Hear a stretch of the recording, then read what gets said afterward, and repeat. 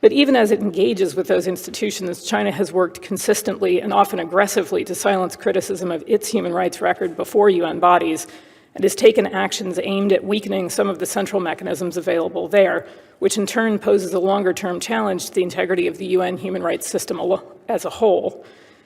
In a September 2017 report, we detailed how Chinese officials have harassed activists, primarily those from China, by photographing and filming them on UN premises in violation of UN rules, and by restricting their travel to Geneva. Members of this commission need no reminding about the case of Cao Shanli. China has also used its membership on the UN's Economic and Social Council's NGO committee to block NGOs critical of China from being granted UN accreditation, and it has sought to blacklist accredited activists.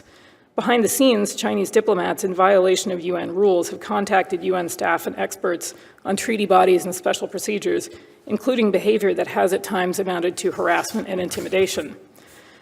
China has also repeatedly sought to block or weaken UN resolutions on civil society, human rights defenders, and peaceful protests, including when they do not directly concern policy and practice in China. It has pushed back against efforts to strengthen some of the key mechanisms, notably country-specific resolutions on grave situations like North Korea and Syria, and efforts to strengthen treaty body reviews.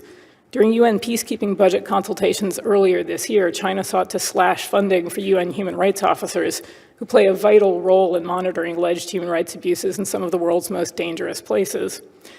Since our report's release, Chinese officials on 2 separate UN sessions called out UN experts for raising individual cases from China, suggesting that doing so was a violation of their mandates.